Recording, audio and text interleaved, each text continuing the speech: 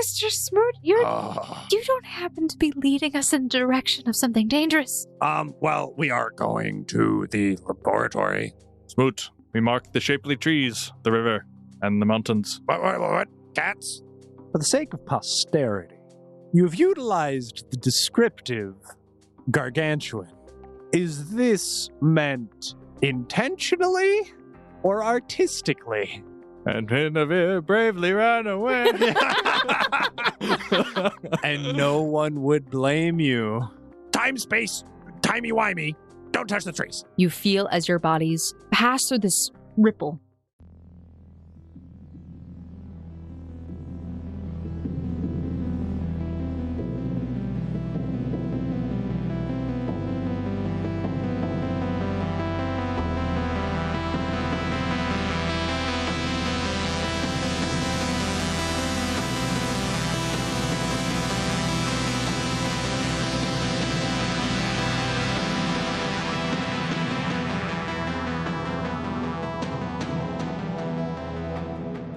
Hello, Foundlings, and welcome back to another episode of the Gate Chronicles. This is Chronicle 1, Chapter 58. Party celebration, please? Yeah! Yes, now we are close to being finished with the halfway point. We're almost past 50. The consensus is we're almost to the 60s. The party aspect, I said I would celebrate every episode that we were advancing in the halfway point. So there we go. I did it. But anyway, my name is Emily. I am your game master and host for this series, episode, session, my players, etc. Well, speaking of those people, go ahead and introduce yourselves. Hi, I'm one of said aforementioned players. I'm Quentin Ott, and I play Charles Smoot, 57-year-old biology teacher, born and raised in upstate New York. Currently just got laser beamed into an alternate reality. Strangely enough, not the weirdest thing that's ever happened to me. And my name is Jaden, and I play Finavir Avir, a stealthy, savvy student of singing and sass. It's pretty sassy. Yeah, that's right. The alliteration is back. Well, I guess then we should get started.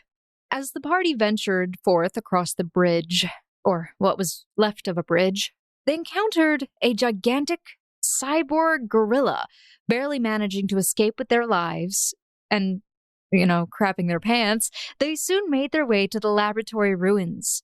Although strange occurrences and fluxuations in time impeded their efforts along the journey, they arrived to their destination, but once again finding themselves in an extreme subluxation of time.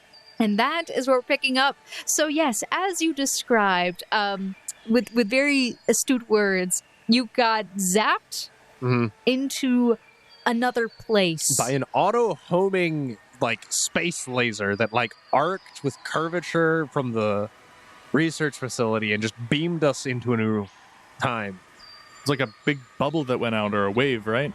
Yeah. It was sort of, this sensation washed over you. It was almost an invisible force that you felt just kind of enveloped your bodies, and you just had this thought and this image in your head of this thing invisible to your eye, basically reaching out from the ruin that is before you. And you found yourselves, after failing your will saves, now standing in a much lusher environment compared to the dead land you were in moments before. And you see, before you is a whole building, this dome structure, and many trees around. And in fact, you find yourselves standing in a field of flowers of sorts. But currently, you can see through some of the trees that your vision is being impeded by, the dome structure just a bit off in the distance. But as I said before, you did notice that there were some strange figures that took notice of you and began approaching towards you. No. See that thing that happened with the timey Ripley thing where people got shunted back but we stayed still? Now it's happening in the other direction. Well, while this is happening, why don't you guys roll your perception checks? Nat 20! Charles Smoot with a total 16 on his perception. And Finavir with a total 30. So, gentlemen, you see two individuals dressed in these sort of very light clothes. They're a muted green color with hoods that are covering their heads. Charles, you just see these people coming towards you, but Finavir, you notice that there is something very odd about their movements. They seem somewhat rigid, and you swear you hear a sort of like clanking sound as they come approaching towards you. But as they get up to you, well, for Finavir, you've never seen anything like this before, but these people look to be made of some sort of metal. Ah, robots. Hello there. We're just passing through. Hi. Are they like immediately close? How close? Are they within 5 feet of Charles Smoot, as Token would suggest? We'll go with yes. They've approached relatively quickly. You caught sight of them, but Charles Smoot, as they get closer, you just now realize, as your friend was saying hello to these people, you now realize as they get close to you that there is something very inhuman about these people. Yeah, Charles Smoot has no idea where he is. He automatically draws his sword. Whoa. Hey. Hey, no, don't hey me. We are not where we were. We are missing Kelsey.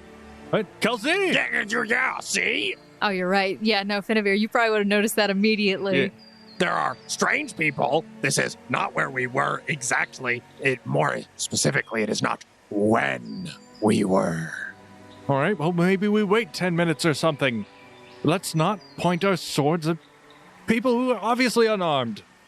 So, as these humanoid things come towards you, you see that they do not seem to react to the drawing of your weapon. However, you hear this grainy sort of voice kind of speak out in a very robotic manner. Humans, please step out of the garden. Uh-huh. Where are we? In the garden. Please step out of the garden. You are in Sector 8 of Colony A5240. Please step out of the garden.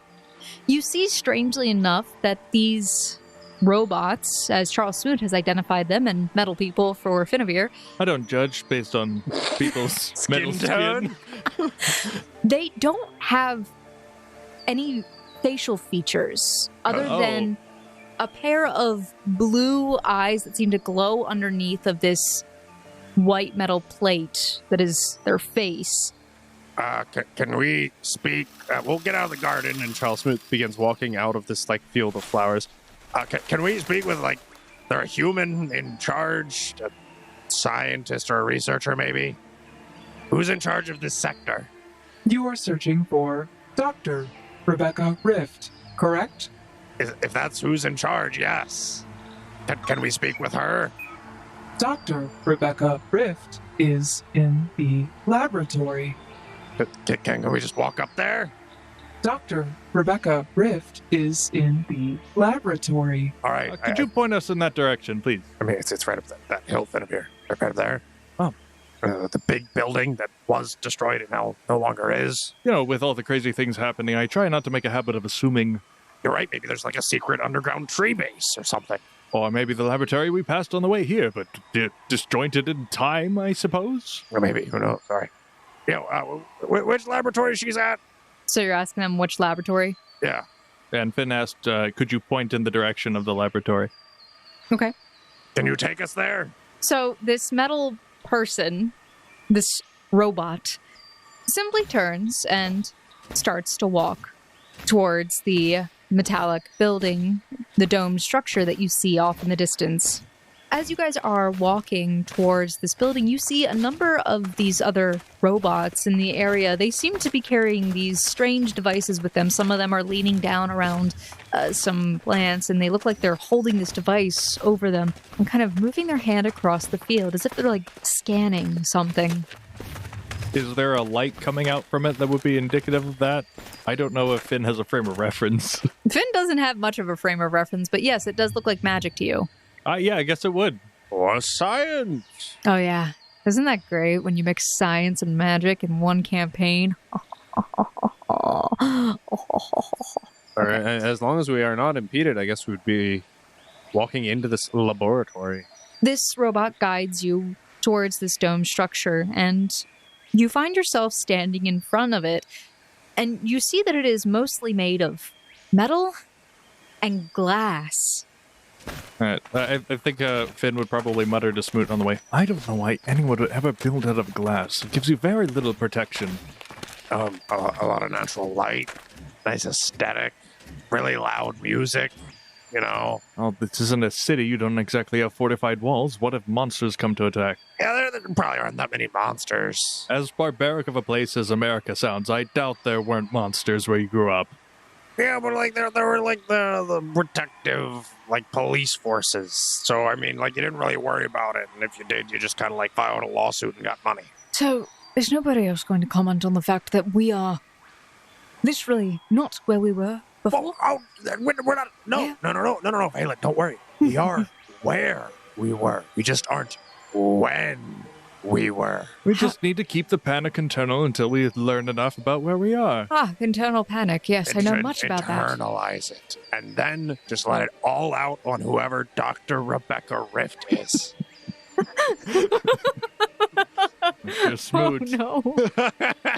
We may need intelligence and perhaps even assistance to find out where we were and where Kelsey might be. You know the saying, what is it? Those who live in glass houses shouldn't throw stones. I know, like tread carefully, but like carry a big stick. Well, you got the biggest stick I could find. And Charles Smoot just like swings around his really large bastard sword. The robot turns back to you as you kind of graze against its clothing on accident. Please be careful swinging sharp objects. They are dangerous, human. Yeah. Sorry about that. Dr. Rebecca Rift, she's in this big place. Please follow the stairs. Oh, there's the stairs? Oh, wow, we're getting cardio in today, boys. And you do see that there is a short set of stairs leading up to a pair of metal doors at the top of the stairs of this glass and metal building, which is oddly shaped with strange protrudings on the sides of it. And you swear you see some strange tower-like things on the inside. That's perfectly fine. Well, we walk up and enter said very strangely structured building. And you see as Charles Smoot begins walking up the stairs, you and Valen, I assume, stand behind for a moment, confused.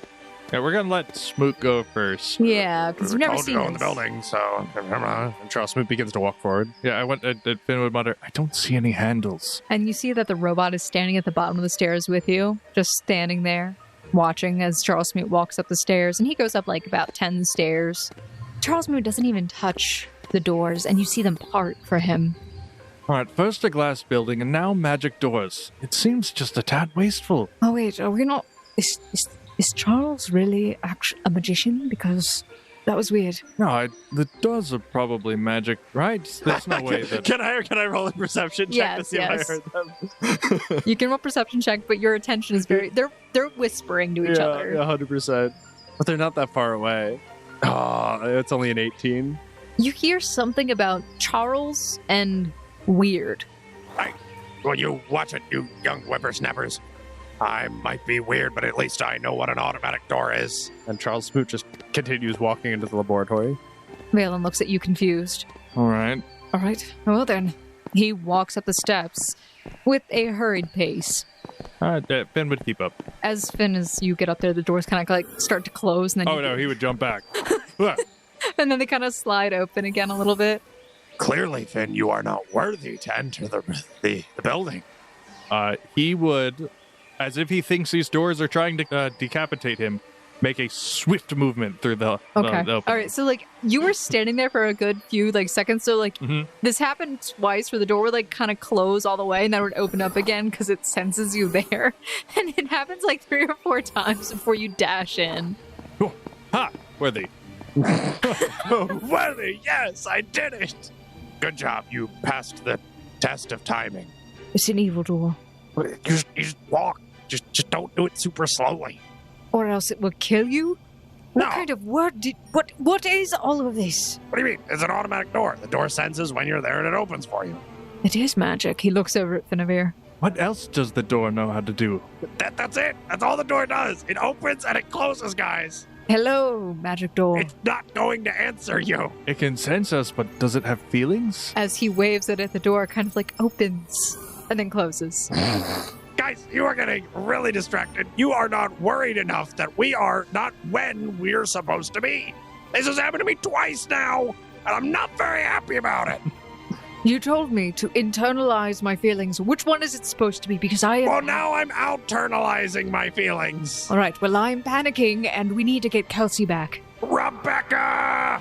Charles Smoot just shouts at the top of his lungs, hoping to garner the attention of the doctor. There's numbers on the screen. It goes beep boop pop in the background. It does go beep boop bop. It does. So, make a perception check, you boys. I like how nobody requests to make perception checks. I have to ask you to make them. Boys. I roll to see if I see her. 24 for Charles Smoot. 22 for Finn. Gentlemen and androids and robots and other things that go bump in the night. With your perception checks, you guys take a look around this building.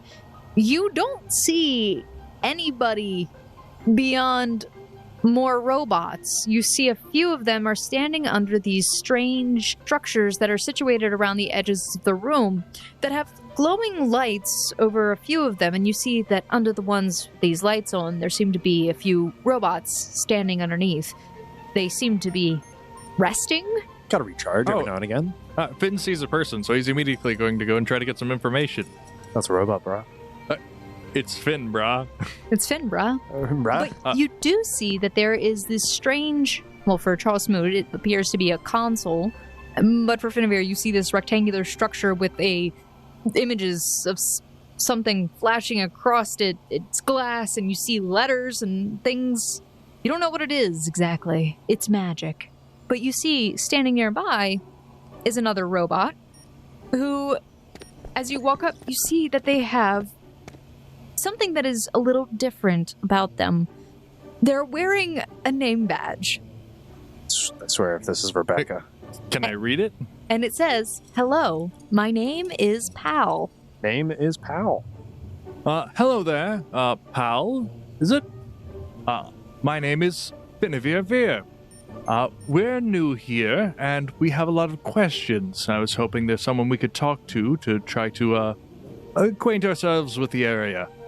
Hello, Finavir. My name is Powell. How can I be of service? Can we talk with Dr. Rebecca Rift? I see that you are humans. Odd. I have parsed my memory banks and cannot seem to pull your identification. Yeah, I don't think you're going to get it unless you know where Queensbury, New York is. Queensbury. I believe that has sunk into the ocean. Yeah, that probably sounds about right, knowing what I know about what happened. I mean, it doesn't surprise me. Other sectors have also been destroyed. Where did this sector, what area is this sector originally called? Currently, we are located in Iowa. What? Iowa made it? Oh, this is bogus. Anyway, good state. Wait, we're still in America. Wait, Finn, you're in America. this is America? Well, I mean, kinda. Well, maybe we can hit up a Pac Hotel before we head back, maybe. Oh, pal, please tell me. I have been working on my jokes. Would you like to hear one? No, I want to know where the nearest Bach Hotel is, pal. Bach Hotel went out of business. How long ago? Do you think someone still preserved some? As with many businesses, Bach Hotel went out of business over 200 years ago. No! All right, Smoot, we just have to find a bigger, crazier wave. And go even further back. Maybe that's how I get home. No, this is serious. I'm sorry, pal. We really need to talk with Dr. Rebecca Rift. It's very urgent. I'm sorry. I cannot find you in my database. Please identify yourselves. Okay, yeah, I'm Charles Smoot. That's Finavir Revere, and that's Balin Gray. You see as his blue eyes seem to kind of like flash, and they change a little bit on his face, almost like he's narrowing in and zooming in on you. And you see just this sort of circling sign sort of appears if something is processing. Added to database. Congratulations. Welcome to Colony A5240. Your status is citizen. Civilian. Great. Now, this new member of the citizenry would really like to talk with the good doctor. This way, please. And we will follow our new friend, Pal. Paco Tell. I'm sorry to ask this, but I can see that you seem to be in a state of distress. Is there anything I can help you with? Have we figured out time travel yet? Pal, you seem very distracted by us getting on what I'm assuming is going to be an elevator. See, don't worry about it. We delete the elevator and you all fall to your deaths. Oh, wow. That means rocks fall, we die. We fall, we die. That's kind of bad, too. How foolish of us to fall into the villain's scheme like this. It happens. What can I say? So. What? There's no villain. There's never been an evil robot. Never. Never been an evil That's robot. a good point. What if this is an entire society of robots that, like, needs to, like, subsist off of human flesh, so they now farm us, and we're just walking into their, like, master schemed plan? Well, it sounded like they were pretty surprised to have any humans here at all. Because they probably have them all captured in cages. Who knows? They seem pretty accommodating. They're playing 8D chess with you right now, Finn. I don't know. Okay, so congratulations, you've advanced. Did I notice if Pal pressed anything on the console in order to actuate the elevator? So you can roll a perception check to see if you notice anything of this sort. 26 for Charles Smoot. Charles Smoot, you see as Pal seems to turn towards this console and does seem to press a few buttons on it before gesturing for you to get onto this strange square in the middle of the floor where there are what appears to be some divots in it. And he just kind of gestures for you guys to step into this. Sure. Finn would step onto it. Oh no. It's going to be a magic floor too? Oh, yeah. We got magic doors, magic floors, magic lights. You're literally talking to a magic mannequin, effectively. I mean, like...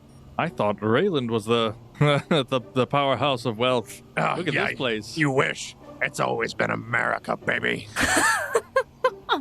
I'm slowly starting to realize just how much magic your people had. It's frightening. Yeah, pretty scary, isn't it? Just think about the fact that we made every relic you find. Even citizens can use it, apparently. He looks very confused. Why does he look confused? He looks very confused. Interesting. Can I You try can and decipher and or memorize the button sequence which Pal pressed, since you said it was just only a couple buttons? I would say you could attempt to do so, but that's going to be a later check to see if you can recall it. Later. Okay, cool. Yeah. Very nice. Because there's no reason for you to try and for us to have you roll that down. Just do it later. Just locking it in my mind vault like an elephant. I don't know if you'll be able to, but we'll find out. All right. Well, Charles Smoot has no qualm and heads onto this platform, assuming that it's going to be either lowered or raised to a new floor. Well, you see that the dome doesn't seem to have anywhere else to go upwards. There can only be one location.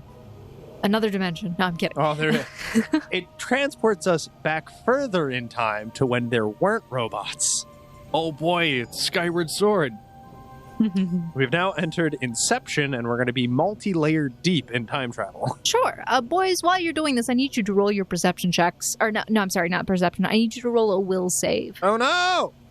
You're not sucking me back yet. I don't have answers. 26 for Charles Smoot. And 17 for Finn. Okay. So, Charles Smoot, you get on this elevator without any issues, but Finavir, as you begin stepping down into it, all of a sudden you see as the room around you flashes and you see a dilapidated building once again, and strangely enough, as you turn to look at your friends, you don't see them there, but you do see that there is an android nearby, but something seems off about it. But then, all of a sudden, you flash back.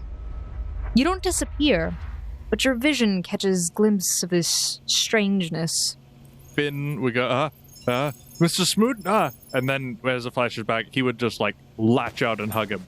Like, grapple on. Yeah, bud. I love you, too. We're good friends. No. You feel as the floor kind of just starts giving out underneath of you as well, and you guys start sinking. You see as the room that you were in starts getting further away from your view, like you're falling.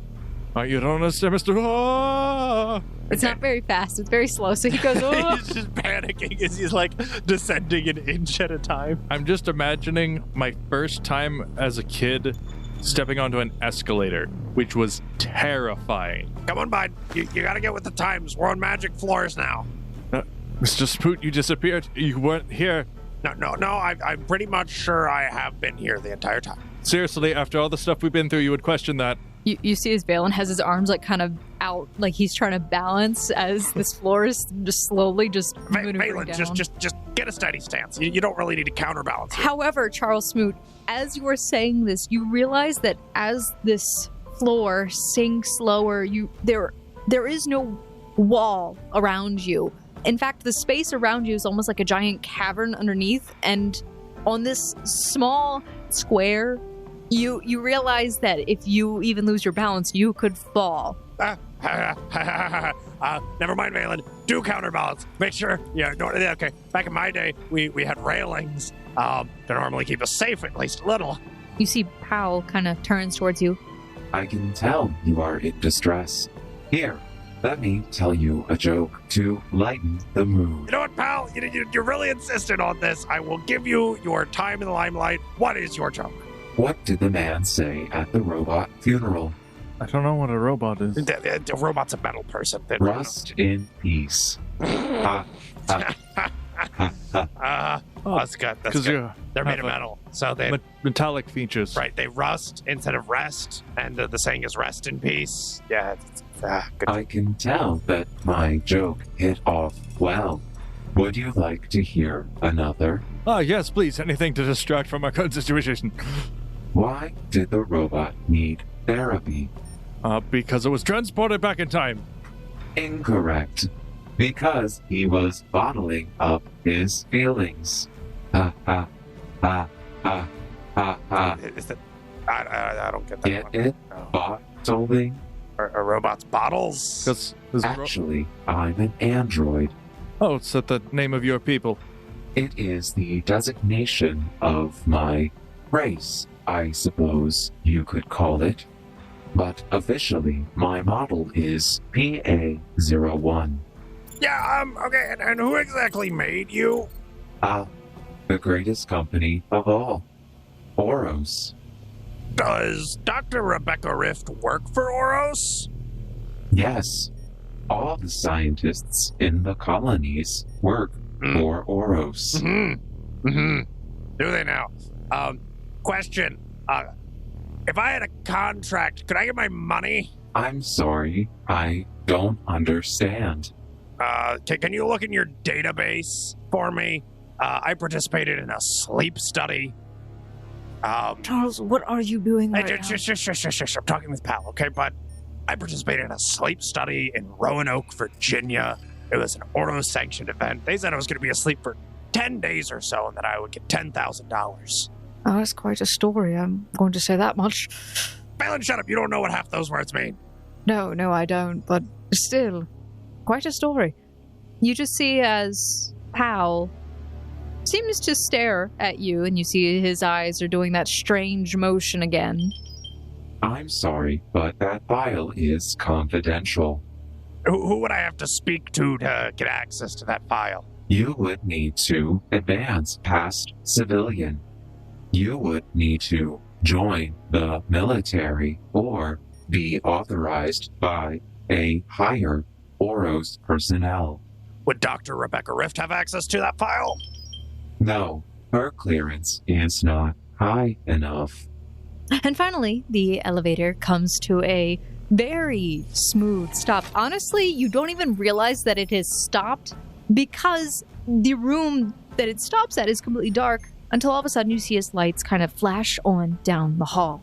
Ben is still clinged on to Smoot, by the way. He hasn't let go. Smoot at this point is very used to it. It's like lost puppy syndrome. Valen has adjusted himself and appears to have regained some confidence and is standing with his arm on his rapier.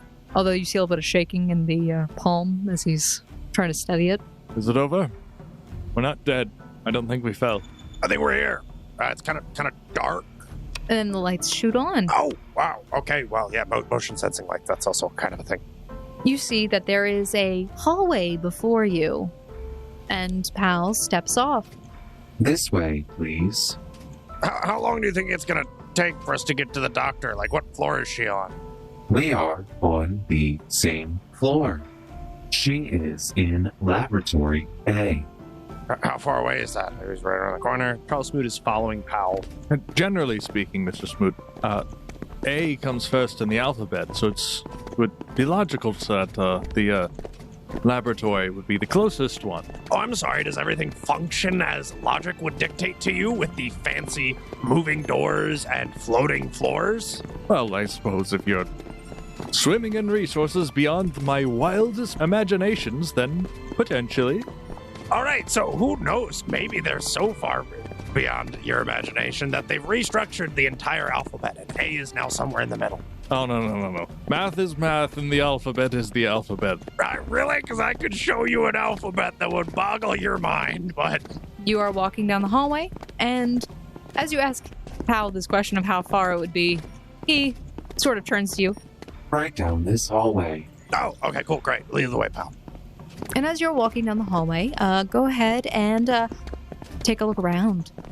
Oh, you mean roll a perception check? Yeah, because y'all not asking anymore. 23 for Charles Smoot. And 26 for Finn. You see that the hallway goes on for a good bit. It turns right relatively quickly and then leads down another hallway. It's kind of narrow and mildly claustrophobic in here. How tall are the ceilings? How tall are the doorways? It looks like the ceilings are about 15 feet, It's not very claustrophobic. but you can tell that you are very much underground. Everything's very insulated. But anyway, on your left-hand side, you see there is a door that has a large overhang over top of it.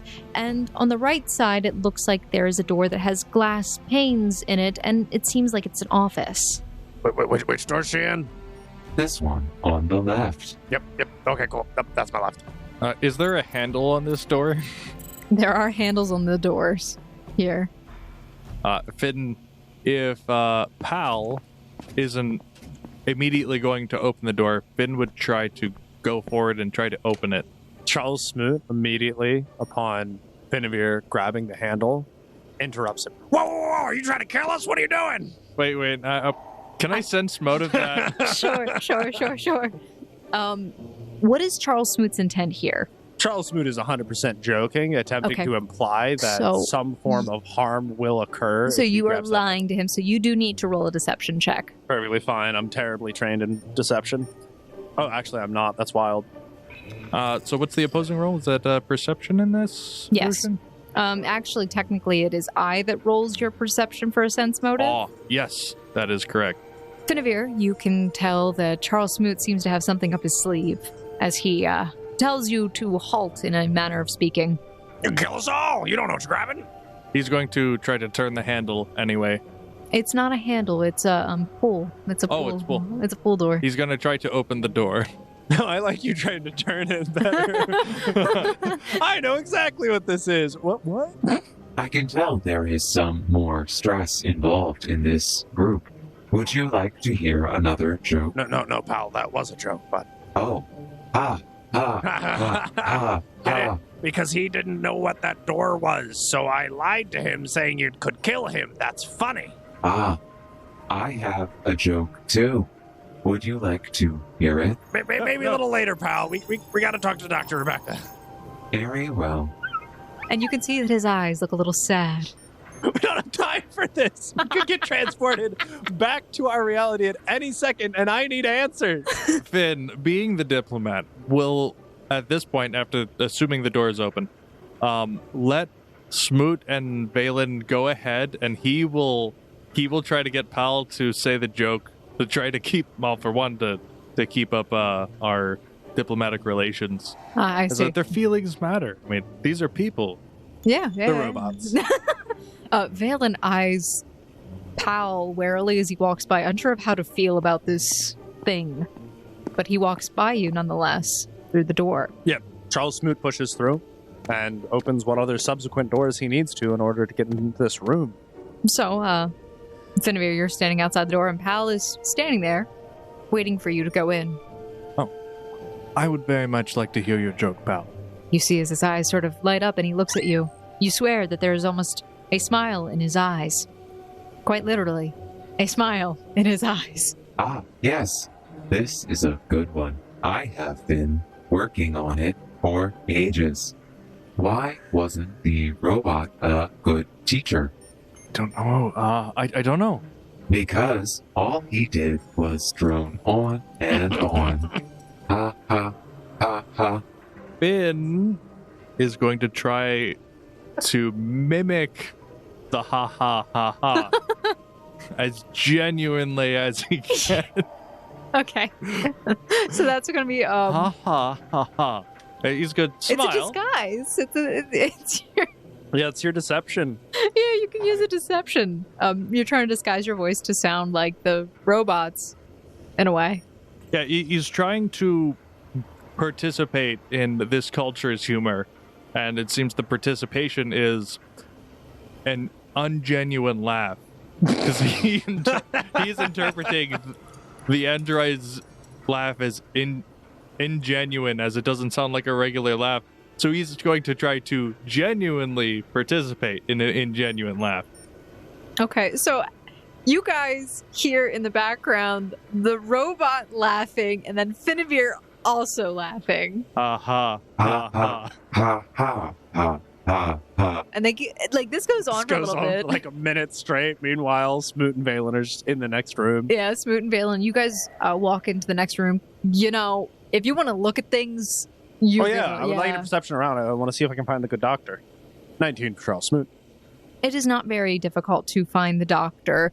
Finavir, you're going to come in a minute later, and you're going to give me a perception check too. All right. So it's not very difficult for you to find the doctor. You can see that there is a woman with wild red hair that is currently barely kept back in a bun. You see that wisps are kind of like flocking to the front of her face. She seems to be scribbling in a notepad as she is staring through a glass pane towards some plants. And you do see that this room is filled with plants of varying types, and they all seem to be boxed into these glass domes, probably greenhouses from what you can assume. Well, it sounds like Pal is having a great time. Dr. Rebecca! She stops what she's doing and looks in your direction. And Finavir, you would come in at this point. Okay. Finn, he would be content with talking to Pal if it seems that and it usually does, that Smoot will dominate the conversation. No. Insert own opinion is kind of his catchphrase. Oh, yeah, 100%. Man knows what he wants. She looks you up and down, confused. I thought the colony had already left. Hey, we're not part of the colony. Technically, Pal over there made us citizens, but that's not the point. Oh, so you must be surface dwellers then. Oh, she seems to make this assumption immediately looking at you and the clothing that you're wearing. Yeah, sure. Well, welcome to Colony A5240. It's a pleasure to meet you. Charles! Ah, yes, And Charles will extend a hand. She reaches out with the pen that's in her hand. She stops momentarily, takes it back, puts it in her pocket, and seems to wipe her hand off before reaching back out and shaking your hand very firmly. But then she spots Valen and Finavir, who are behind you, Finavir coming a little bit later, and she seems to eye them a little, as if they are strange in their appearance. We don't have, like, pointed ears or anything, do we? No, you're wearing weird clothes, though. But so are you. You're wearing... No, I'm wearing a white t-shirt and jeans. And then she that's seems right. to register that you are carrying a very large weapon on your back as her eyes glance toward it. Yeah, okay, so, Weapons are not permitted in the colony. yeah, sure. No, I need to know what kind of doctorate you have so I know how best to fracture your mind as little as possible. I was a professor in biology. I need to know, like, what kind of analogy I'm going to make here. Ah, I'm a biologist as well. Oh, wonderful. Okay, then we can see eye to eye. Okay, you tell me when to stop. I am from... Here, stop for a moment. Yeah. I'm very busy right now. I really need to get this work done. We have orders from Oros that we need to abandon this facility as soon as possible, and I need to finish this research so I can get out of here. Yeah, okay, I get that, but I might cease to exist from your reality and temporal field in, like, the next 5 minutes for all I know. Are you working on any temporal modifications in this area? I can't say I'm working on anything like that. The only thing that I've been working on is genetic modification of plants so that they increase their growth rate. We're trying to advance the growth rate of crops so that the repopulation of the surface may be quickened. Were the trees outside of this building, in the time period we are now, are they smaller than the time period we came from? So you are asking me if the trees have grown at all. Sure. But, like, So were they 400 feet tall trees? they were dead when you arrived originally, and where you came into, they were very much alive. It's very difficult to judge the size of the tree, but you imagine that they must have been about the same? Yeah, you should probably leave. This is going to become a giant death zone. Everything's going to get obliterated. This building's going to be fractured. There's going to be like a scorched earth scene for like solid mile or two radius around this epicenter. I just have to finish this last bit of research, and then I will be out of here. What are you, Oros representatives or something? No. I am simultaneously from the past and from the future. Time travel, so I assume then that humans have really truly advanced. Show me proof of this. Do I have that on my person? Oh, yeah, I mean, I do have my gold wristwatch. Do they still make these things? I don't know. Like, What is it, a Rolex? yes, it is solid gold.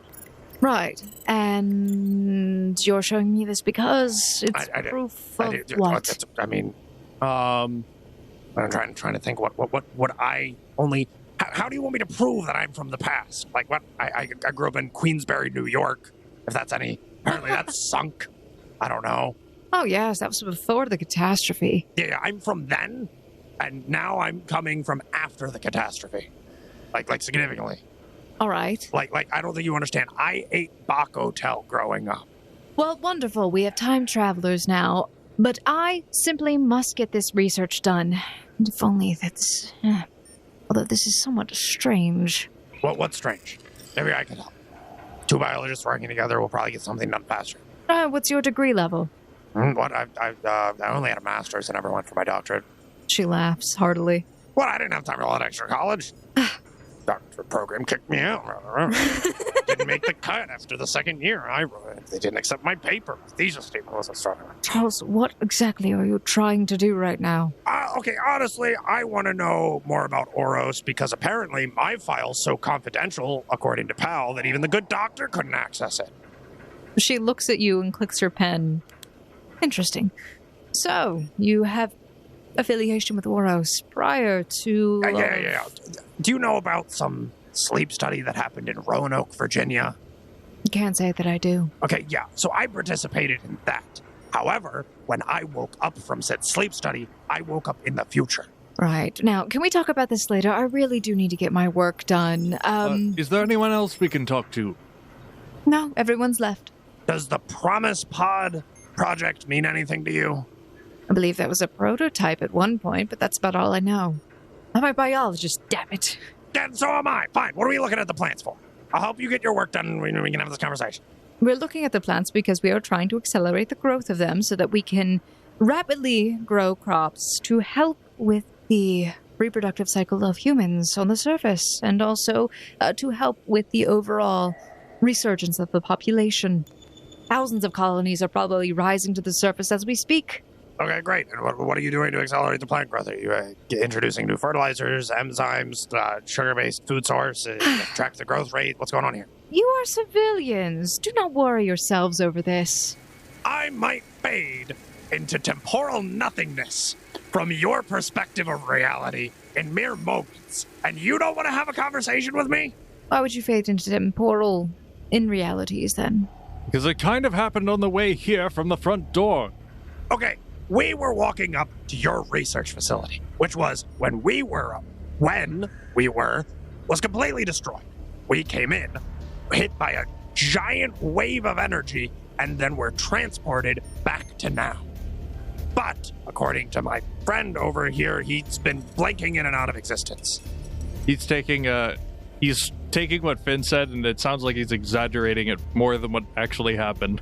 Very much so. Smoot's got a lot of bottled up emotion and wants to get his point and get some answers. Roll a diplomacy, because that's what you're trying to do right now, is convince somebody that has no affiliation with you to help you. A neutral party. Oh my. Oh, so close to a natural 20. A 4. 7 total for Charles Smoot, yeah. Listen, I do not mind offering you my assistance, but as I have said, I must finish this research. We have been ordered to evacuate these facilities soon by Oro's command. We must simply get this done, and I have to finish this research. Oh, I have an idea. Perhaps we can satisfy everyone's interests at once. I was told that there was a database of sorts. Finn would know what data is, right? He would think that that would be some kind of like books or shared spoken knowledge. I don't know if you'd ever refer to it as data. Maybe knowledge base. Yeah, it'd be like knowledge, probably. I don't know if you could attempt to make a seeker lore check just to see. Yeah, it'd be pretty good. They might have thrown the term around. Who knows, Musa? We're talking about a bard here. We are talking about a bard here. Bard with okay rolls for 19. It feels like the term is familiar, though you're not sure about the base part. You think data is related to the word knowledge. Okay. There seems to be a collection of knowledge here, and all we need is access to try to research our problem, and as long as we can comb through that information outside of your hair, we should be fine. No? We were told we need permission to access some knowledges. So you would need to roll a diplomacy. You are trying to convince somebody that has no affiliation with you to lend you their aid. Yeah, but he's got better diplomacy. Hey, 29! She sighs, taking the pen that she was clicking and slamming it against the clipboard that she's holding. Unfortunately, civilians are not allowed to access the Oro's databases. However, you may ask any of your questions to Pal, who may be able to answer them. I need to finish this research, and then maybe we can find Curtis and leave. Perhaps then I can offer you more assistance. Technically, I'm not a regular civilian. I was hired by Oros. I signed a contract. You rolled a very low on your diplomacy. But I'm presenting her with new information, which is factual as well. That's not even an exception. Okay. It is factual, but I'm saying right now, your current conversation with her, yours isn't going smoothly. His went fine, and she gave you an answer. You can, if you would like to continue to press it, but I'm just saying, like, she's giving you options. So. Sure, we'll leave and talk to All right. Pal, is there a less intrusive place that we could talk? Where we won't bother the good doctor. He looks around and gestures. This way, please. Thank you, pal. Hey, pal. Out of curiosity, how do you power this whole facility? It's got a lot of working parts. All Oro's colony facilities are powered by a large nuclear reactor at the base of the laboratory. Individual powered reactors are implemented in other smaller equipment and may be utilized to power devices. Do we have any power cores on us that are maybe empty? Do you? Charles Smoot was seekering for 4 months, so would he or Valen have any in their possession within reason? You would have taken whatever you got from your quests. You would have either used it or sold it back to the guild. So no, you don't have it in your inventory. Okay. Power cores are generally given back to the guild pretty quickly because they are relatively they come with relative value. But if they're empty, not so much. What's the clearance level of one of these like recharging stations for the reusable and/or disposable power cores? You would need to have an Oros identification badge of level 3. What level's the doctor? Dr. Rift is of level 3. Before Charles Smoot was asking questions about like badges and certain levels of certain doctors, you guys had left from the room and you were actually guided out towards the room across the hall. Pal, is there some form of large power supply affixed to the top of this cavern cave area that's interconnected between all the colonies down here? That is a light source powered by solar panels. The solar panels are on the surface? They are on the surface, yes. However, the nuclear reactor is situated in the bottom floor of the laboratory. Yeah, Charles Smoot, as they're walking into this room very eagerly, seeing as this is a great source of information, actually just reaches straight into Finn's backpack and pulls out everything pertaining to the ring bot. Oh, careful, it's heavy. Don't tear anything. Look at you and no one is fine. Look, I'll get lower and you can pull up. You're already like a foot shorter than me, Finn. You don't have to get lower. And Smoot will present the stand, the ball, and the name tags to Pal. Ah, a Class A ring bot used as a way to defend home from thieves and invaders. Also may be used as a family pet. I see that it is not currently functioning. Is it out of battery? Probably. Do you have any spare batteries or somewhere where we can charge it? I would have to get permission from Dr. Rift. However, it may be possible to power it back on. Let's not bother the good doctor right now, but yeah, that would be great if we could get that. Could you just, where would we put the batteries, or how would we charge it if we did have them? Go ahead and roll a perception check, by the way, because you've entered into a new area, and you don't see anything until you look. I mean, you do see things, but I need to know what you see. I see nothing. I'm blind. Okay. Clearly. Very distracted. Oh, no, I see everything. I'm seeing all things. Total 32 for Charles Smoot. And Finn sees some things. 15 for Finn. Okay. He reaches his hand out, and you see like this three-fingered hand of this robot as he reaches his hand out. May I? Absolutely, pal. Go for it. Okay. So he takes the station, and he walks over to a desk in the room. And as you take a look around, you see that this is a very small space, but it looks like a personal space at the very least. There is a desk that is covered in papers and tools and a screen of some sort. And you see nearby, Balin is also fidgeting with this strange-looking contraption that has like a flap on it, and he seems to be opening it and just peeking inside. And Charles, you recognize this to be some sort of Oven? microwave or oven. Balin, you trying to cook your head? What? He closes it very quickly. Just put your head in an oven. Finn would be investigating the papers while we go back and forth talking with Pal. Papers are his interest. Wait a minute, pal. Can I look around? Is there a bathroom in here? Yes, there is a bathroom. And you said there's a shower? There is a shower. You kind of like begin walking around exploring, and Pal is looking at the small ring bot, and he opens up a side panel. Yes, I see here. The power pack seems to have degraded. This is very strange. Why? How long are those supposed to last for? Generally, it is assumed they will last for infinity. However, there is always a possibility for degradation of power if not used properly or recharged using the nuclear reactor. All right, hey, pal, Would it bring you joy if I were to restore your ringbot? Yes. Give me one moment. He basically stands back up. He leaves your ring bot in the station there, and he seems to go out of the room. Please wait here, and I will see if I can retrieve a new battery. Okay. While he's doing that, there's one thing that Charles Smoot has not had in a very long time. A shower? And it is right here. A toilet. And there is 1, a toilet, and 2, a fresh hot shower waiting right there. Charles Smoot is going to squat a grumpy, lose 3 pounds, and then take a steaming hot shower. Oh, yeah. So everyone is looking around this room, and all of a sudden they just... Finavir, you're looking at this pile of papers.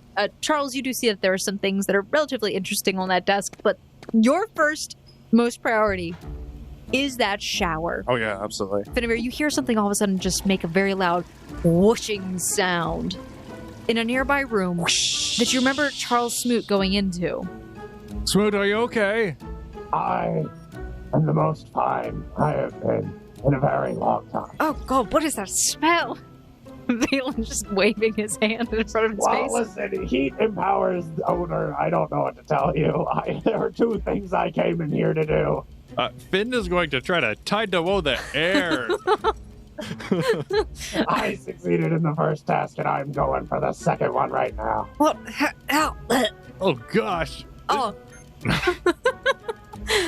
But of course, Charles Smoot, there is a can of some off-brand Febreze or new brand of Febreze on the floor. Sure. Just I was going to spray say, it. you would totally not spray Oh, it, no, I he probably imagine. wouldn't have. No, he just lets it ruminate. Oros air. It Canned probably is. air. Canned fresh air. Okay. So yeah, Finn, you're looking around at the papers on the desk. Go ahead and roll a perception check.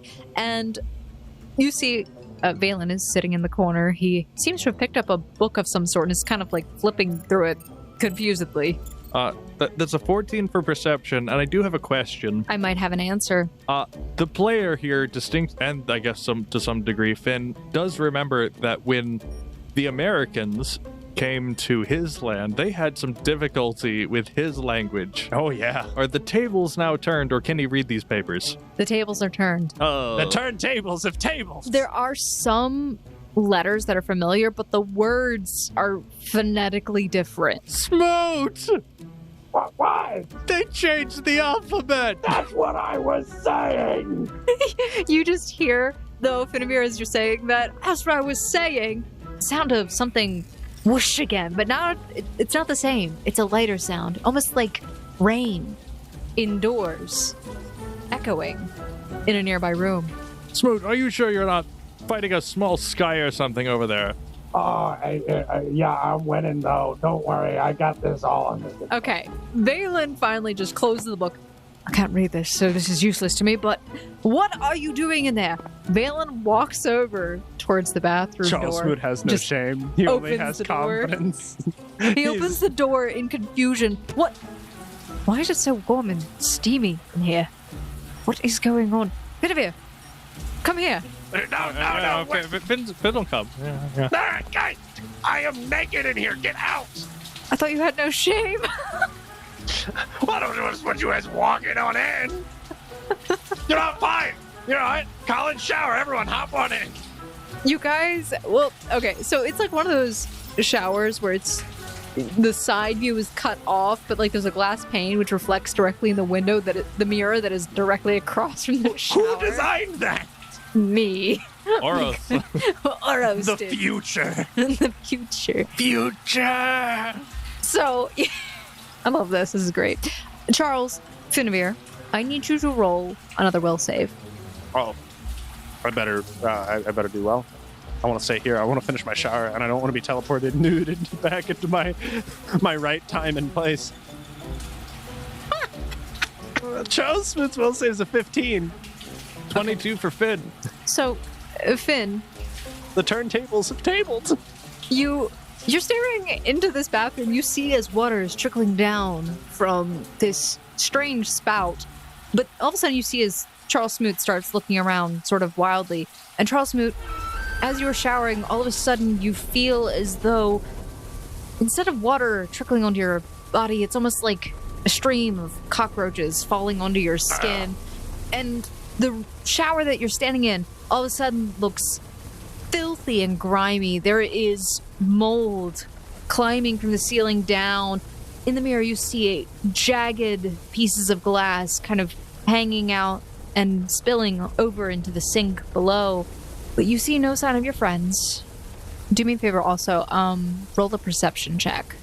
23 for Charles Smoot. You swear before the glimpse ends, you hear the sound of Kelsey's voice calling your name. Would I have time to respond? You could attempt to do so. Charles Smoot will just yell, Kelsey! In classic Smoot fashion. And this happens while he is in the shower. Naked. And afraid. And then all of a sudden, your vision fades back in, almost as if it is a glimpse of the other timeline. Mr. Smoot, you do a lot of odd things, but I'm going to require an explanation on that one. Charles Smoot very uncomfortably just immediately walks out of the shower and puts his clothes back on as the imagery of cockroaches just like pouring down onto him. Absolutely terrible. And something that I'm kind of beginning to realize too, both the player and the character, I feel would begin to realize that while we may be visually experiencing the past, we may not be physically experiencing the past. Oh, Ben, you weren't pulling my leg. There's been no leg pulling to be had. All right, so we need a concrete phrase. When someone says something, no matter how crazy, we need to Please, believe you. it can't be Kelsey. Anything but that. I don't need the extra stress of worrying about if she's all right or It not. really can be Kelsey. I mean, because she's looking for us. Back when we came from in the future, we need to go back to the future because Kelsey's looking for us. Oh, well, Back to the future. Yes, because we've come to the past now. We need to go back to the future. Is she all right? I mean, she sounded sounded panicked and concerned like she was looking for us. But that means that she is when we were all by herself. In a very dangerous place. You see that Valen's brow furrows in concern. Which is why I was trying to see if Dr. Rebecca could potentially send us back. She is not being helpful. wait, hold on, Mr. Smoot. Just consider this for a moment. I didn't know where my vision was seeing, but you do, because Kelsey's there. If we might be slowly slipping back to where we were, this problem may resolve itself, which means we have nothing but opportunity on our hands. Yeah, just don't do anything weird, because I swear I turned this faucet on and it was raining cockroaches on me, and I'm a nature-loving man, but I don't love nature that way. I mean, I've never seen such identically sized paper before. It's so Yeah, clean and white. Manufactured and produced in a paper mill. Also, it might have valuable information, but I don't wish to distress our... Oh, right, you can't read English. Having had his momentary, very pleasant hot shower completely ruined, Charles clothes himself and begins walking outside to survey the data and information. Smoot, look, What? use a towel. What? Why? I'm just putting my clothes back on. It's wet. Do what you want. Thor is soaking in here. Ugh. Valen walks out of the room, but you can tell that he seems to be bothered by what you said, at the very least. Charles Smoot will peruse the papers on the desk. Okay. So, go ahead and roll your perception check anew. 29 for Charles Smoot. And I can read English. Gotta teach you English one day, bro. He says out of character to Jaden. I mean, he couldn't spell. He's stealthy, so... Yeah, I failed my stealth check on that one. My stealth check. You're stealth! As you are rifling through these papers, you see that there are some very crudely drawn pictures, which Finavir you saw earlier, but they really didn't mean much to you, and they don't mean anything to you. They look like they were drawn by a child. But also, you see that there are schematics of sorts drawn that look like a weird sort of sci-fi gun of some sort. And it looks like this technology is what is being used to advance the growth or even reverse the growth of plants in the lab across the way. Define reverse the growth. Does that mean murder? No. What is that? What do you mean murder? Like, cause a massive decay. Or it could regress the... So, like, temporally shift Oh! plant, like, natural matter back to an earlier state? Oh, maybe it could. Maybe it couldn't. Anyway, so, You think we can make it out of these without We turning might- some blue eyes what red? If we kill the doctor and her research is never completed? Or what if we did already kill the doctor and that's why the research wasn't completed and everything went bad? No! Time! as you are rifling through these papers, you see that there is a cork board nearby, and you've just been kind of like perusing things. You see like more schematics up there and like designs, but then you see that there is a picture of Dr. Rift, several of the androids, a few other people also in lab coats similar to hers, and then you also see that there is a small monkey in the picture as well. Is it a robot monkey? You can see that this monkey seems to be missing its right arm, and it is currently hanging from its left arm around Dr. Rift's neck. Look, Mr. Smoot, it's baby fecal pants monkey. But that's not what we're calling it, and I'm sure it probably has a name. The spooker. You hear as the door opens to the room. Then you see as Pal returns, and he seems to be carrying what appears to be a power core in his hand. Ah, amazing, pal. Look at that. Ah, I am pleased that you are happy. So he walks over towards your little station, and you see as he opens up a side panel and he inserts it in there, it clicks in, and all of a sudden you hear a very strange chiming sound. You see as the screen on the home station lights up, and you see what appears to be an iris situated inside of a circle that has a triangle on it that almost looks like it's eating the circle. Triangle. Charles, you recognize this symbol. Though slightly changed, it's unmistakable for the Oros logo. Pal, who's the gorilla in the picture? Ah, that is Curtis. How's Curtis doing? Curtis is currently off playing. In the picture, does he have a robot arm? You said he was missing the arm. He's missing an arm. Does Curtis currently, 20 feet tall and have a giant metallic prosthetic arm? Ha, ha, ha, ha, ha. I can see that you must be joking. Yeah, nope, that one's not a joke. Perhaps my motive sensor needs to be recalibrated. No, you're right. That does sound like a setup for a joke. The problem is that when we come from, Curtis is 20 feet tall and has a giant robot arm. That is very interesting. Perhaps you can ask Dr. Rift about that. Dr. Rift sounds pretty stressed. Is there anything you know of that could help her out? I have tried telling her jokes. They do not seem to help much. However, she truly loves Curtis, but we are attempting to finish the research and for Curtis to return from his excursion before we leave the facility. What excursion's Curtis on right now? He is playing. Where, with what? What's going on? The good doctor seemed to be in quite a rush. Is something bad going to happen very soon that you know of? That information is confidential. So you're just telling citizens to evacuate and not giving them a reason why? Instructions were given by Oros to return to the surface. Rehabilitation of the planet's surface has been authorized. Pal, if you don't mind me asking. I don't mind you asking. Go ahead, You're so Guinevere. helpful, pal. Thank you. He's our best pal. So, Finn would go to describe, to his best ability, the landscape. And there's this big silver oval that's used for transportation. Is that still here in this, colony? Yes, it was placed in the early stages. However, its functionality was only activated most recently. Why was its functionality activated? It can be used to move objects or people between colonies and other designated Oros destinations. How do you transport yourself to other Oros bases? Is there a phone book that you just beep boop bop, punch codes in? There is no beep boop bop. However, there is a code system which can be used to activate the gate, but the other gate must also be active in order to advance. Is there a way to activate a gate on the other side?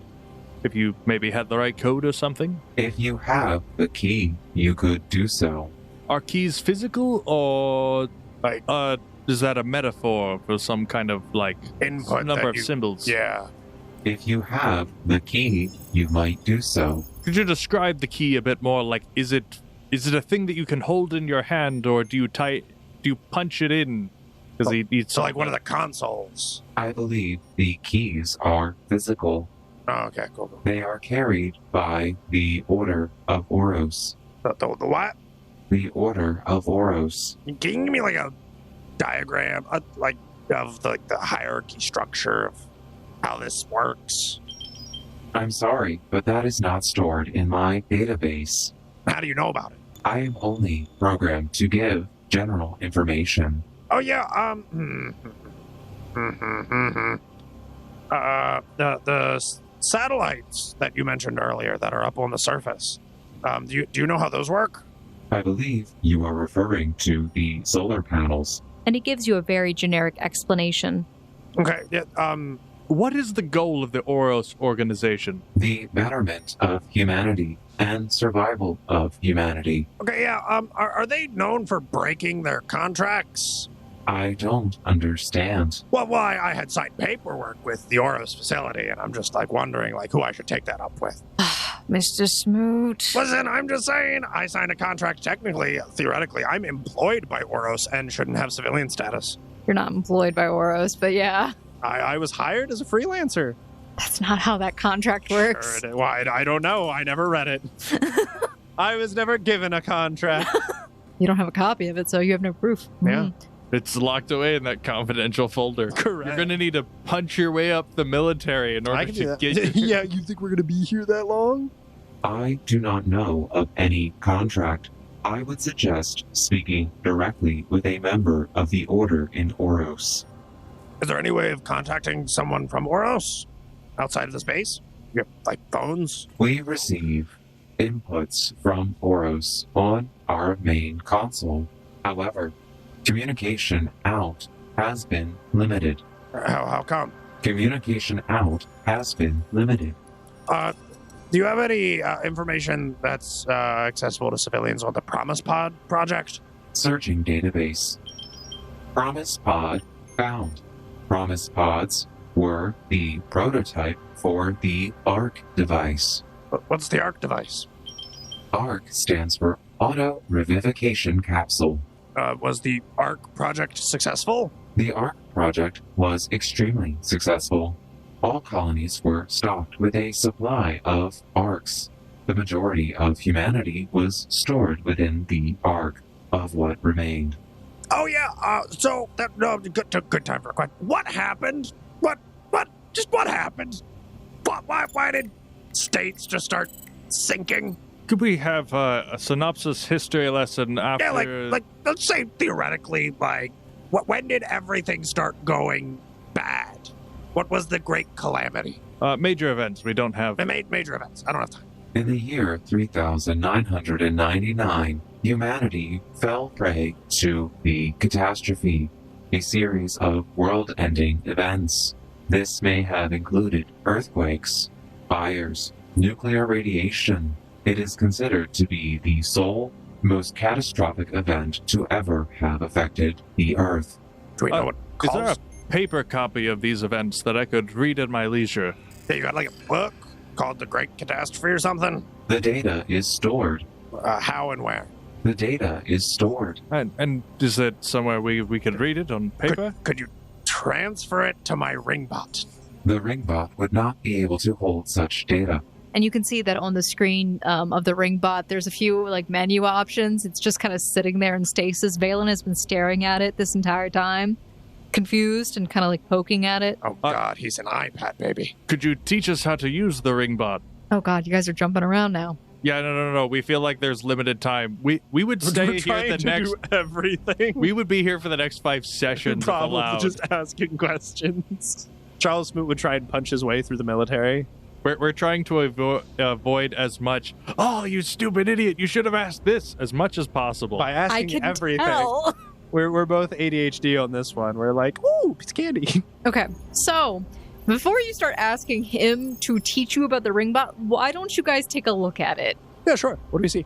You can see that on the screen there is this black and white logo that had appeared and disappeared, and you can kind of see it in the upper part of this screen, this picture for you, Finavir, which is reflective and mobile. Very strange. You see, though, on the screen are several words that fill the entire frame of it. It says, error, Ringbot is not responding. Pal, I think it broke. I see there is an issue with your Ringbot. Please follow the instructions on the screen. Oh, I guess I should have read more than just the error.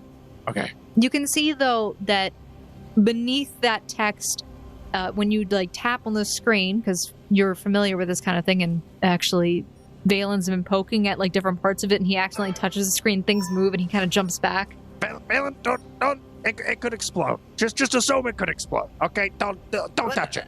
Don't fall for it.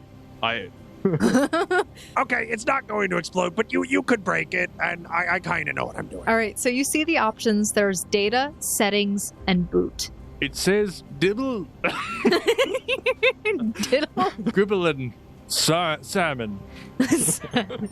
Wow, boot translated really weird into Arthtal. You know, Valen, I thought that Smoot was just lying about being literate until just now. You mean illiterate? Because honestly... No, this is a language. It says data settings boot. What is there something that the error code is indicating towards? No, it just says error, Ringbot is not responding. I go to the boot menu. Sure. Under the boot option, you see that there is an option to power on or off the bot. Turn it off and on again. Let me go to the settings menu. Let me go back. Yeah. All right. So you see, as you press on settings, and you guys hear this very pleasant little doop sound, and Valen also kind of like tilts towards it, like this is kind of cute. That's what I was trying to tell you guys. These are very adorable creatures. You see that there's mode options, and it says home defense, sentry, or domesticated. Hey, pal, what's sentry? Sentry mode for the Ringbot, if I am correct, is when the Ringbot will stand in a corner and simply observe. It will not attack any intruders. Interesting. And what would the use of that be? Record things? Does it write things to record? Yes. Yes, Sorry. like record. in a book.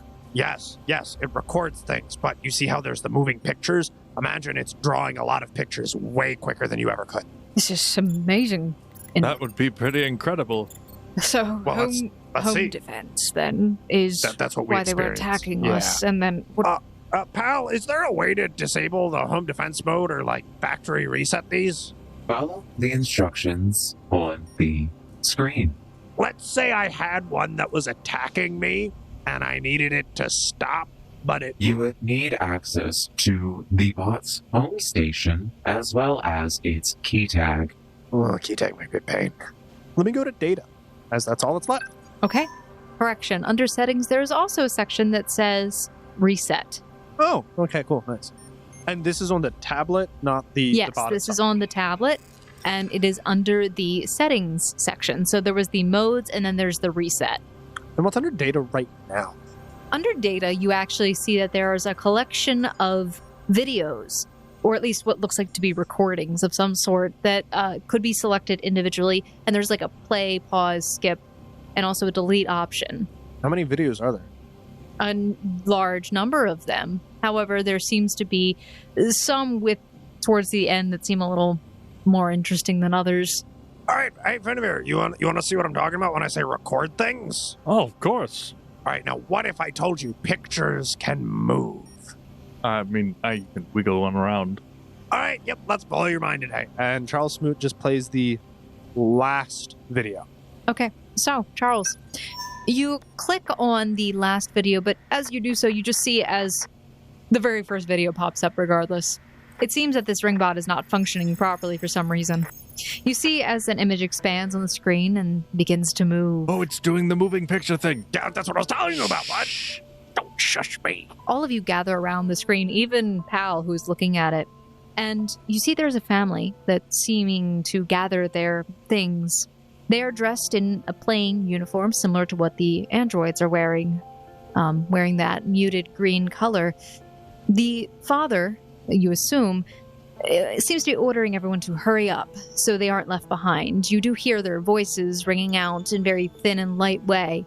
It's speaking. Your moving pictures are speaking. Yeah, yes, that's what they do. They move and they talk, Valen. Welcome to the future in the past. No, he's like, are they going to be okay? He's so empathetic. As this father is basically giving these instructions so that things aren't left behind, you see this small girl running over towards the screen and lifts it up.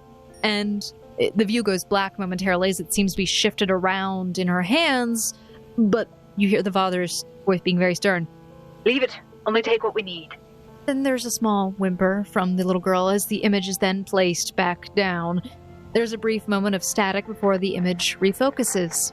The family is leaving through the door as the small child turns back, her hand outstretched towards the screen before the door slams shut behind her. A few moments pass before the screen goes to static and fades into a new image, now looking out a window. A bird perches outside of it. The screen seems to leap up onto a nearby couch and shakes rhythmically. Gotta intimidate that bird away, bro. The bird flies off. Very intimidating. Another scene. Facing a mirror.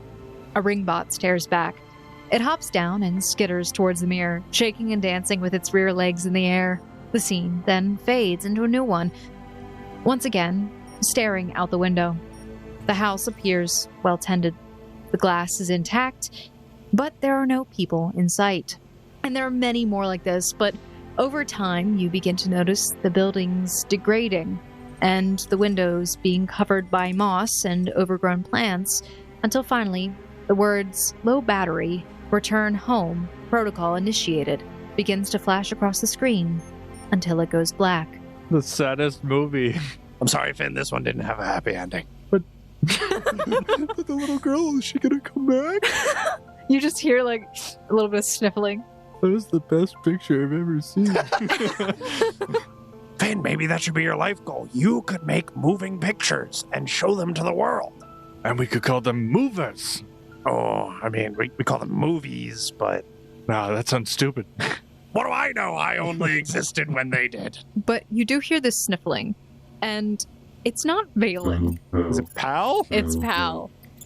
Are you okay, pal? My robot heart seems to have fractured. There. And Charles Scoot just pats him on the shoulder. Thank you, human. You are very kind.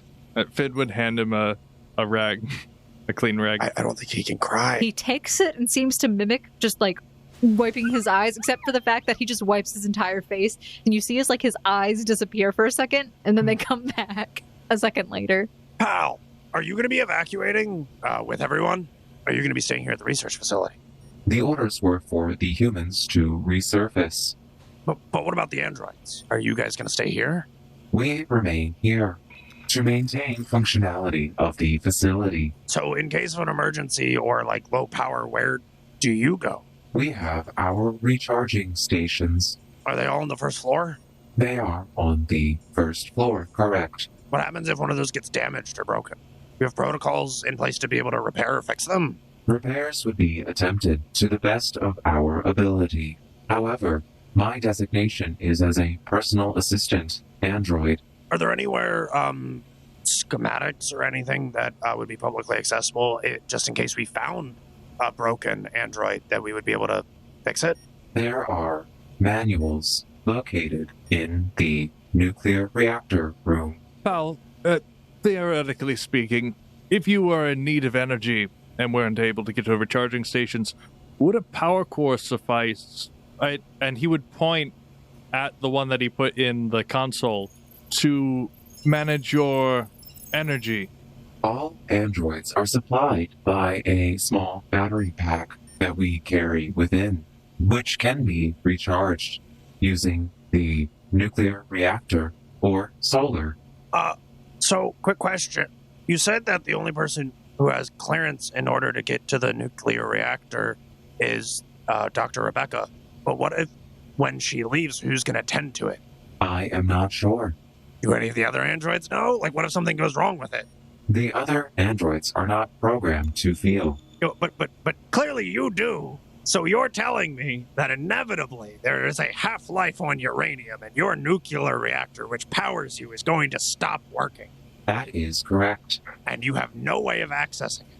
That is partially correct. How would you access it when all of the humans with clearance are evacuated? If there is a potential of there being a device left behind that could be used to open the door. What device would be able to open the door? A level 3 identification badge. But isn't the only person who have that is Dr. Rebecca? As you are asking this, all of a sudden you hear the door to the side open, and you hear heels approaching inside the room that you are all in, having this conversation. No luck so far, but... Oh, you're still here. I thought you would have left by now. I haven't been shunted back to my appropriate timeline, no. Can't say that I have. Well, you're in luck. Looks like I'll be here at least another day. Now, if you would like, I can offer my assistance. However, perhaps we do that in the morning. After all, the day has fully passed. A meal will be prepared for you if you would like, but I am going to retire for now. Yeah, we might not be here in the morning. Maybe more urgency. I could go for some food.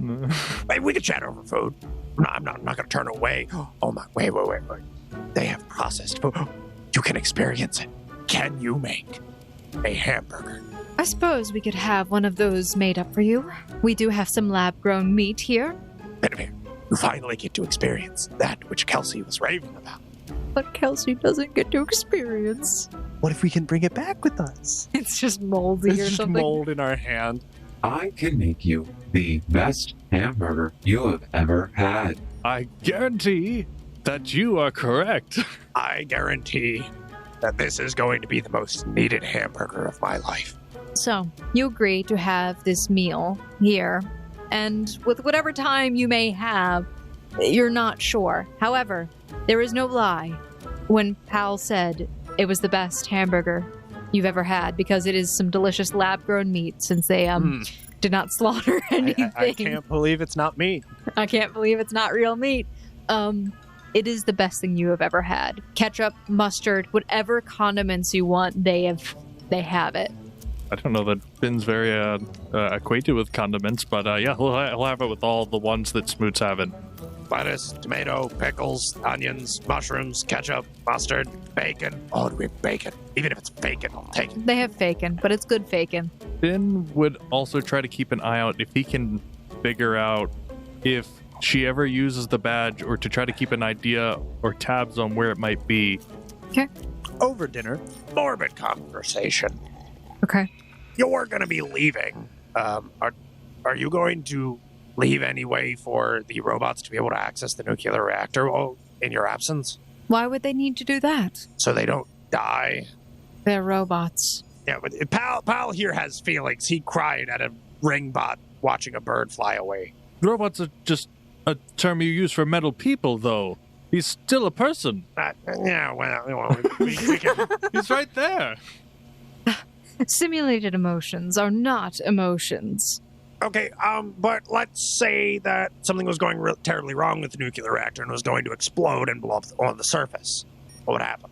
Then the nuclear reactor would explode. However, that is very unlikely. They are extremely stable, and unless something happens to it with some sort of outside interference, then it shouldn't have any issues. Out of interest, we did get that proof you were looking for. To a degree. Have you ever seen one of your power packs completely degraded? And we would attempt to... Pal might have it at this point if he didn't discard of it. In addition, we have a moving picture, presumably of some time after now and before we got there. Well, that's a really good point. No, that's way better than what I have. It was like an hour-long movie. Who knows? Yeah, let's just watch this over dinner. Yeah, we just start at the beginning before my heart breaks again. I don't know that I can manage it a second time. The robot in the mirror playing with itself's what's got me. That got you? Why did that break you? Poor robot was so bored, pent up in the house all alone until its low battery finally killed it. Oh no. So, you have part of this conversation over dinner. It is late where you guys are. The time has passed relatively quickly for you, surprisingly. She says that she'll view it in the morning. If you would like, you may rest here. I do have some rooms available that have been vacated by my other co-workers. However, they should suit you just fine. Out of interest, on the assumption that you believe us, or will, we're pretty sure we have met Curtis from the time we came from most previously. Yeah, he's well. Oh, wonderful. He's like 30 feet tall with a robot arm. Very, very upset at everything that moves. Yeah, not very happy. A robot arm. Yep. You know, like android arm, but it's like really big because he's 30 feet tall. How smart is Curtis? The first of his kind. What does that mean? Listen, artificial intelligence, one thing, but I have horror films of super intelligent monkeys taking over the planet. Let's see. When he was 3, he built his first robot. Oh, that's not good. That's really not. Oh. It was nothing complicated, but he is one of my precious projects. Yeah, well, so am I, so I guess we can bond over that. And will he be going with you when you leave tomorrow? But of course, He's a living thing. I would take him with me wherever I go. Then what happens in between we need tonight and tomorrow? We need to evacuate now. Good lord, y'all. Yeah, it hit us. We both are on the same wavelength. We need to get Curtis and leave. If he's there from our time, what does that mean for you? That means you weren't able to leave with him. That means for some reason you were forced to leave him behind. Which means you're in danger now. Please roll diplomacy. That's a you job. I'll aid. I will aid Okay. in my diplomacy because I can potentially do that. Why does it always happen this way? Every time one of us aids, the person who decided to take the aid action rolls better. Total 20 for Charles Smoot on his aid action to give a +2 bonus to Finavir Veer, the diplomatic bard. Total of 15. Oof. I have a +3. He has a +13. So let's talk about this. Yeah. Let's talk. Let's talk it out. Well, there should be no problem tonight. After all, I'm just taking a break and going to bed. Pal, please clean up the lab and put things away for me. And for you, you can find a room down the hall where you can take a nice long rest. I suppose I will see you in the morning then. Ta-ta. You know, if you want to gamble, it's your life. It's not ours. We tried to give you words of warning, but that's up to you. Oh man, that's some defeat. Oh, Finn, we tried. You can only do so much. I don't think he has it in him. There is one other option. That's intimidation, but I don't think we're going to. We're not going to do that. You can't cast sleep anymore. So, she gets up from the table, excusing herself. Like I said, you are free to sleep in the spare rooms. I'm going to go lay down. Is there something I can help you with? You seem distressed. Yeah, pal, can you tell us a joke? I really could use something to lighten the mood. This one, I believe you will enjoy thoroughly. Do you like robots? Pal, you're pretty great, yeah. How about you come back to my docking station with me to discuss it further? Pal, that was less of a joke and more of a pickup line. Interesting. What is a pickup line? It's generally something you utilize to woo a member of the opposite sex which you intend on having intercourse with. I do not believe that I can have coitus. Nah, I don't think you can either, and now you see why it's a little awkward here, right, bud? But it made you laugh. It made me smile in a moderately uncomfortable way. It was humorous. This is difficult. Apparently, comedy is very challenging. I am starting to understand that more now. I can try again if you would like. Do you know where Dr. Rebecca keeps her things while she rests, like her ID tag? Does she keep it in her office? She mentioned to me earlier that she was unable to find her ID tag. Did she say where she last remembered it being? She believed that it had been on her nightstand. I was instructed to keep my eyes out for it, but I do not understand how to do that. Have you attempted to look for the name tag? Mr. Smoot, Yeah, that's me. if these ringbots Yep. were made here, Mhm. maybe she had a ringbot that had a moving picture of when the tag was moved. You're so close, and I respect you for that. Is there any surveillance camera footage of the facility which would have tracked her movements and maybe we could watch to determine where she last put her name tag down at? I do not believe that you would have access to that. But we don't want access to it. It would help you find the name tag. That seems very logical. Would it not make the good doctor happy if when she wakes in the morning, you... Had the name tag for her. I do believe that might make her happy. So we don't need to, but you could go review the footage and see if you could find the name tag. I can take a look. He Awesome. gets up from the table. Even though he didn't eat anything, he was sitting there the entire time watching you. And, like, you notice at times he was imitating, like, the movements of, like, you guys eating. Very fascinated by it. But he gets up and he walks out of the room. when he leaves... What a charming fellow. It's a robot. It's not a person, Benavir. There was a college course on this. It's a person with metal skin. I think you're being a little racist towards the robots, Sir. Mr. Smoot. Are we going to hold her hostage or something? If it comes to that, yeah. I don't know if you just saw the ninth dimensional chess that me and Benavir just played here. something about the monkey and robots? No, we don't care about that. All right. But the doctor lost her name tag, and if we can get Pal to find it, and then we can get it from Pal. I mean, my coin's on that Curtis and her are the only... Curtis, her, and Pal seem to be the only ones moving about. And Pal doesn't know where it is, so Curtis probably does. We could That's take what a I'm look betting on. around. Honestly, if we're not being monitored by our babysitters, we could look around the facility, at the very least. I mean, it is getting kind of late. It's been a bit of a long day of time travel. I don't know about you, it's a little jarring. I bathed in cockroaches today. You were very wet when you came out of that. What is that called again? A shower. The rain shower. Yes, when you came out of the rain shower. No rain. Just cut the rain. When you came out of that shower, Yep. you were very wet. No cockroaches involved. Yeah, it didn't appear that way to me. When it happened to me, my vision changed, and it's like I was in the same place, but in the other time, and there was a somewhat aggressive-looking robot. Wait.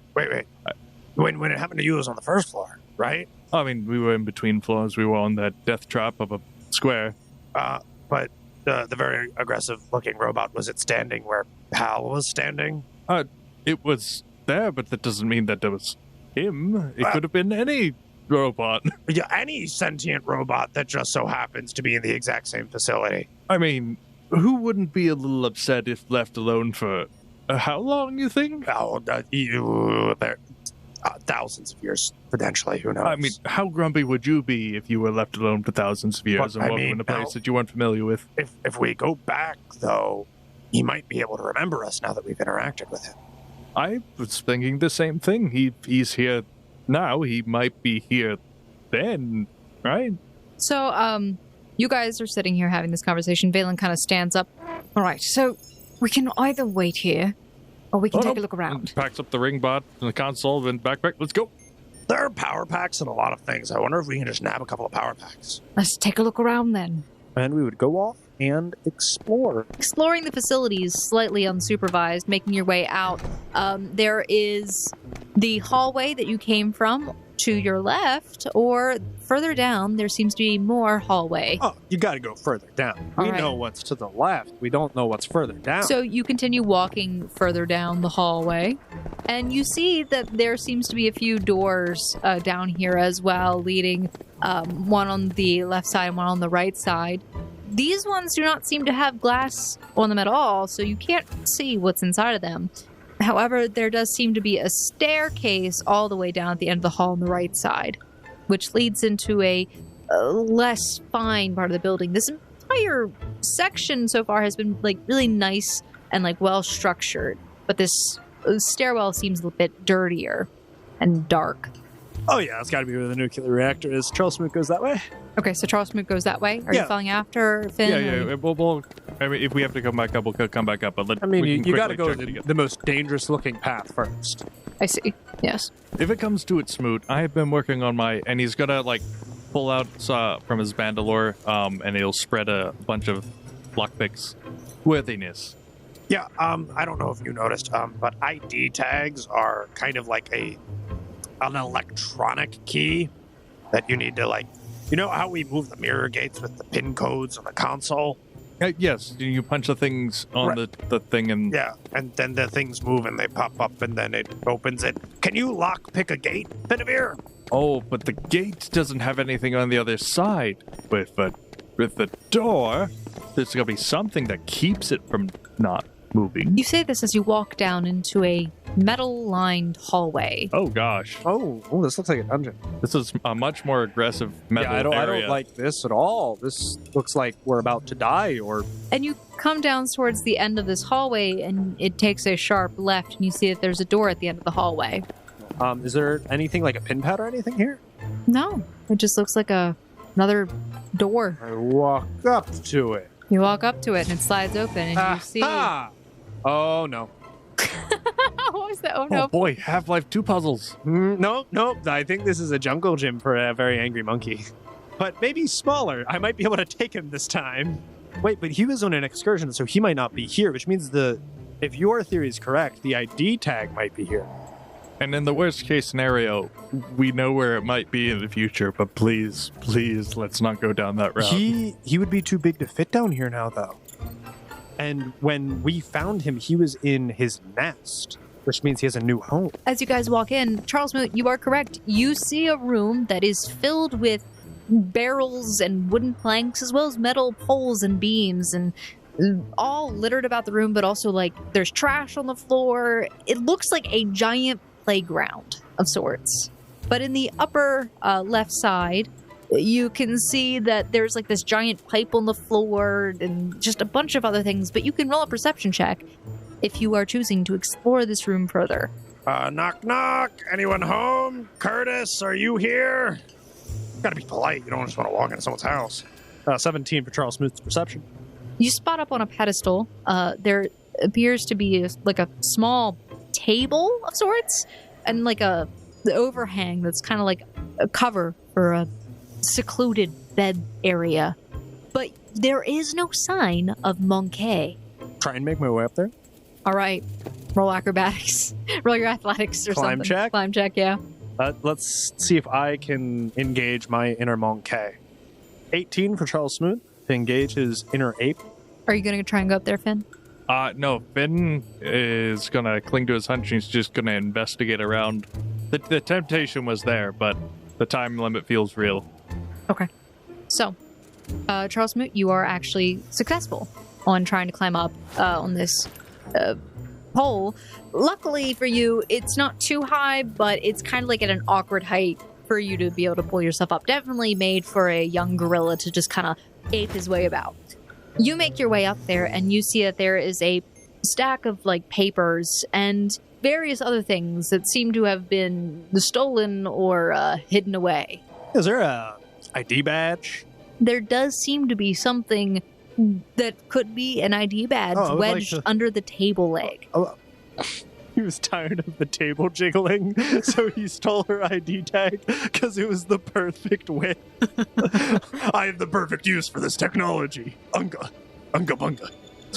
I lift the table slightly and pull it out and take a look at it. You do see that it is an ID badge with the doctor's name and picture on it. Cool. We take it. You also have found another picture, this time of the gorilla, appearing to be using tools and working on some kind of like mechanical device. Yep, don't like that. Nope. Big nope. Ooh. All right, guys, we should leave before our scent lingers here any longer. Please roll another will save. 18 for Charles Smoot. 14 for Finn. So, Charles Moot, you pass. Yeah. Finavir, though, you do fail on this one. Again, as you are down here, all of a sudden you see as the room kind of like warps and shifts, and like there's like this shuddering effect of like two worlds meeting at the same time. And the room appears rusted, dilapidated, and you see what appears to be the stands that, like the one that Charles Smoot is standing on currently, you see as it's all of a sudden shifted and fallen onto the ground, and Charles Smoot's not there. But you hear this slow movement and grating sound of something dragging on the floor behind you. And then all of a sudden, something jumps out at you, and you fall back into the past. Try to take a look at it? You were unable to catch a glance of it, but you felt something almost touch your back. And as he comes back, you see that there is a small scratch in the back of his clothing. And I think that is where we're going to end off this week's episode of the Gate Chronicles. Thank you, Foundlings, for listening to another great episode of the Gate Chronicles. We're glad that you joined us. Really quick, make sure you hit the like button or, leave us a really nice 5-star review on this episode. I mean, if you don't want to leave a 5-star review, that's okay. Just hit the 5 stars. But as always, we want to thank you, and we want to give a big thank you and shout out to Michael Gelfi, as well as Monument Studios, for allowing us to use their music and ambiance in today's episode. We hope that you guys will check them out, and all of those links are in our description. And also, if you want to check us out more, learn more about our show, there is a link in our description below. Follow that link tree, and you can learn a whole lot more about what we've got for you.